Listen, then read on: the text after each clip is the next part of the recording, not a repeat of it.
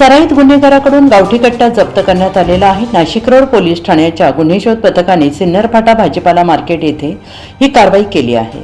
मनोहर कैलास डोगले असे या संशयिताचं नाव आहे। गुन्हे शोध पथकाचे प्रवीण सूर्यवंशी, विशाल पाटील, महेंद्र जाधव, सागर आडणे, अरुण गाडेकर यांचे पथक गस्त करत असताना आडणे यांना फोन आला।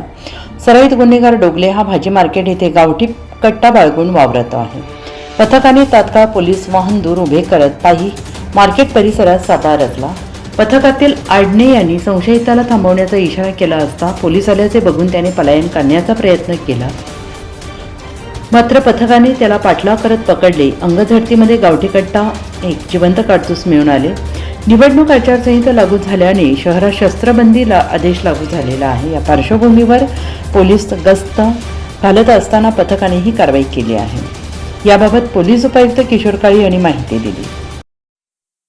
आगामी महानगरपालिका निवडणुकीच्या अनुषंगाने त्या मुक्त आणि निर्भय वातावरणात होण्याच्या अनुषंगाने आमचे पोलीस आयुक्त संदीप कर्णिक सर यांच्या सूचनेनुसार पोलीस निरीक्षक सपकाळे साहेब आणि सर्व आमची डीबीची टीम, त्याच्यामध्ये एपीआय सूर्यवंशी साहेब आहेत आणि विशेषतः ज्यांना याची माहिती मिळाली ते आमचे पोलीस शिपाई सागर आडणे आणि पोलीस शिपाई अरुण गाडेकर यांना गोपनीय माहिती मिळाली की एक इसम त्यांच्या हद्दीमध्ये अवैध अग्निशस्त्र त्या ठिकाणी बाळगतो आहे आणि त्या अनुषंगाने जेव्हा आम्ही छापा मारला तर त्यावेळेस इसम नामे मनोहर कैलास डोगळे याच्या ताब्यातून एक गावठी कट्टा आणि एक राऊंड अशा पद्धतीने एकूण 31,000चा मुद्देमाल त्या ठिकाणी मिळालेला आहे।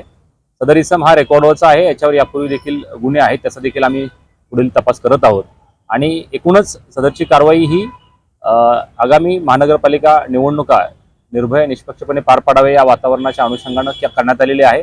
या कारवाईबद्दल मी नाशिक रोड डीबी आणि सर्व त्यांचे अधिकारी अंमलदार यांचं कौतुक करतो आणि अशाच पद्धतीने इथून पुढच्या कालावधीत देखील कारवाई होतील अशी नागरिकांना ग्वाही देतो। NCN न्यूजसाठी रोहन दनी, नाशिक।